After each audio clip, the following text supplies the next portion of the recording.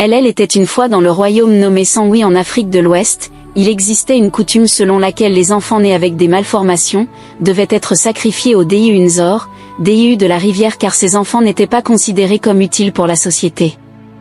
Dans ce royaume, vivait une jeune femme, une couturière du nom de Adjoba. Adjoba était mariée à Kaku, l'un des plus grands guerriers du royaume.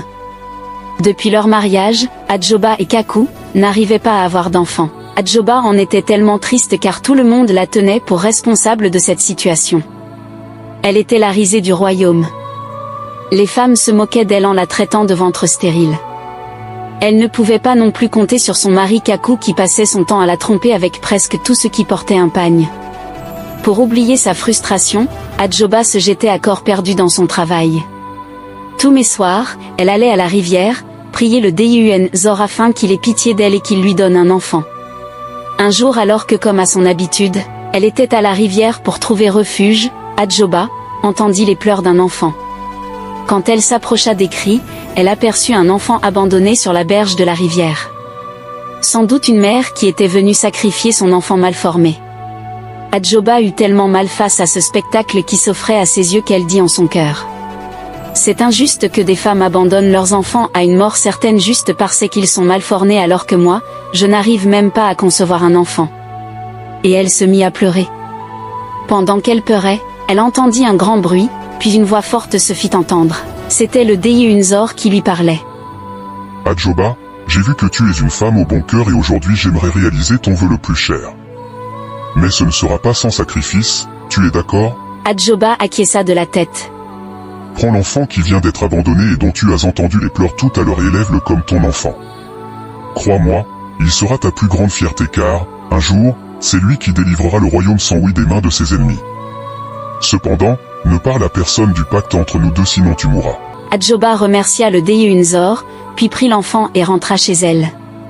Quand elle arriva chez elle avec le bébé, son mari Kaku fut surpris, il lui demandait où elle l'avait trouvé.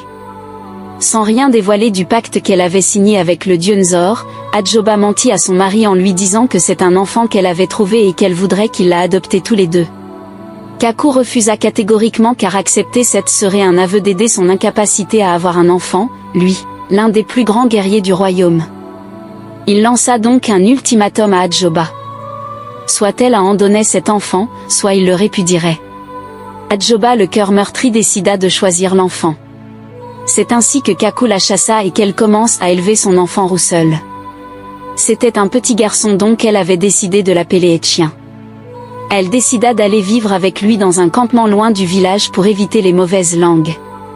Adjoba était heureuse d'être la mère de Etchien qui était un enfant très intelligent. Il avait juste une petite malformation au pied mais malgré cela il était intrépide. Les années passèrent et Etchien rentra dans sa 18e année. Il était devenu un beau jeune homme, fort et vigoureux. Il allait à la chasse et maniait la machette comme un déiu.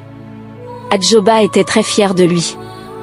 Un jour, le royaume fut attaqué par un royaume rival et le roi fut pris en otage. De nombreux grands guerriers du royaume furent exécutés en essayant de le défendre. Ceux qui avaient survécu, avaient été jetés dans la prison du royaume. Le royaume Sangui se mourait. C'est ce qui poussa Adjoba à raconter à son fils Etchien, que le royaume qui avait été attaqué était autrefois le leur. Etchien décida donc d'aller libérer le roi et ainsi, restaurer son royaume de naissance.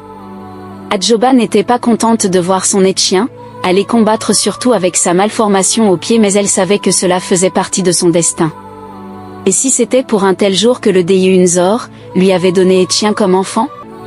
Adjoba bénit donc son fils et le laissa partir, la peur au ventre.